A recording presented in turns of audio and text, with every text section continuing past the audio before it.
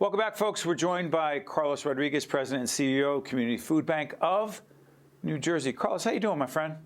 I'm doing well, Steve, and you? I'm doing great. Not everyone's doing great, though. Let's talk about it. We're taping this show as we move into the Thanksgiving, Christmas holiday season. It will be seen before, during, after. Let everyone know, as we put the website up of the Community Food Bank of New Jersey, what way too many people are facing, and they're just not doing as well as the rest of us.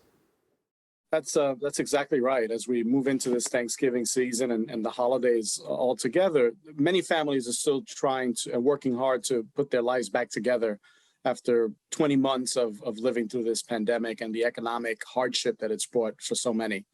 And so we here at the Community Food Bank of New Jersey and our partners and so many supporters are working as we do every day and have been for so many years, tirelessly, to make sure that during this holiday, there's a little bit more, there's at least an opportunity to have food on the table and maybe celebrate with food, as it is so important this time of year, as opposed to many families having the alternative, having without anything at all.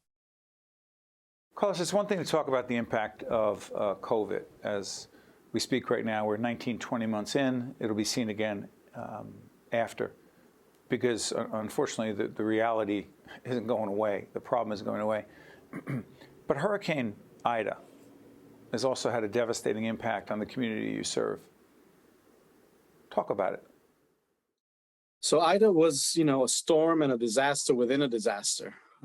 Here we are trying to provide record amounts of food. We were impacted directly with flooding in our main facility in Hillside, New Jersey.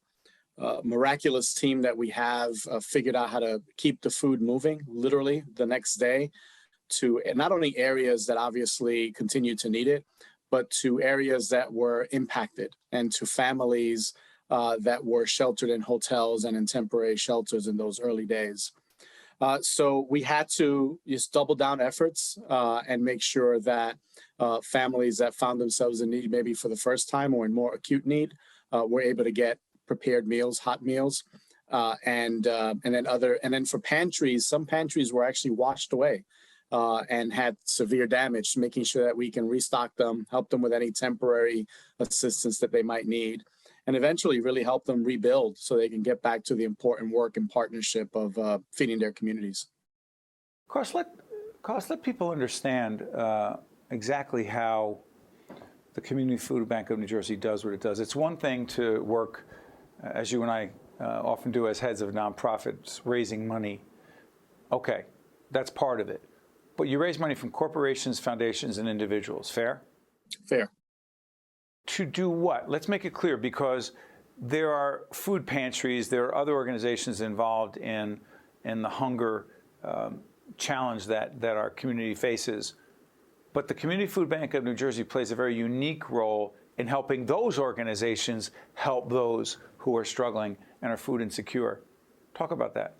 So the way it works is the Community Food Bank of New Jersey is the primary provider of food and other important resources to a network of well over 800 partners in 15 counties that we work with.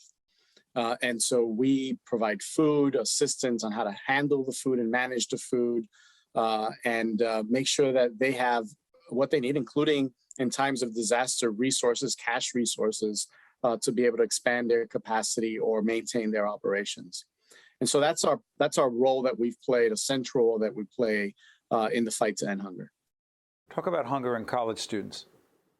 So hunger is found in every corner of our society and across so many demographics, including college students, many of whom, especially who find themselves hungry, are in school for the first time, or the first generation students, I should say, and are really putting everything that they have in the education as a path to success and a path to kind of a better life for themselves and for their families. And so many of them find themselves in need and not able to manage being in school, having the right work or enough work to be able to pay for school and for food. And so we've partnered with up to 16 different campuses throughout the state to help them establish pantries so that students in need can actually go and avail themselves of food. So hold on. So if a student goes on the website right now, or a family member of a student or friend who wants to be helpful to that student, they go on the website, and we often say go on the website, but what would they do to navigate the website and get to the specific areas where the food bank could be helpful to those students? Or is it about identifying someone closer to them and one of your, quote, partners? How does that work? So it works two ways. I think you touched on both ways, right? Anyone that needs food or immediate assistance or wants to help someone who's in immediate need, you can go to our website and find out where the nearest food provider is, a local pantry. For college students, again, there are about 16 different campus pantries that are going an extra step to make sure that they can take care of that need within their pantry, their campuses, I should say. But I think that's the point. We have partners of all different types that are providing food for that immediate need throughout the state. And whether you're a student, a working family member, someone who's disabled, retired, there are programs in the community that are getting food from us that can help you make ends meet. Carlos, why is it that the problem of hunger, that food insecurity, that straight up hunger, and again, by the way, the difference between food insecurity and hunger, what is it? Because I'm about to ask you about the disproportionate impact on women. How would you define the difference between hunger and being food insecure? What's the difference, or is there one? There is a difference. I mean, when you have no food right now and you haven't had a meal, you're hungry. You're just hungry in this moment, in this state. When you're food insecure, it's you don't know whether you're going to have a meal, whether that quality of the meal is going to meet your needs, and you're very, I guess, to use the word in the term, insecure in your ability to feed yourself and your family. Our goal, and in this society in particular, is to make sure that everyone has the access to the nutritious food that they need to live a healthy and active lifestyle. It's our goal in New Jersey. Not talking about women.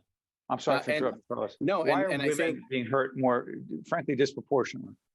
Disproportionately, what we see is a lot of women, especially single moms, are disproportionately impacted with food insecurity. We find that their food insecurity is also at a very low level, which means they have very disparate access to food and quality of food.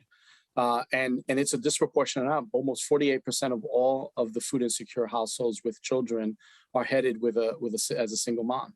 And it's hard. It's hard to live on any single income, especially if it requires a share of that going to childcare and then paying for costs to actually get to and from work. Yeah.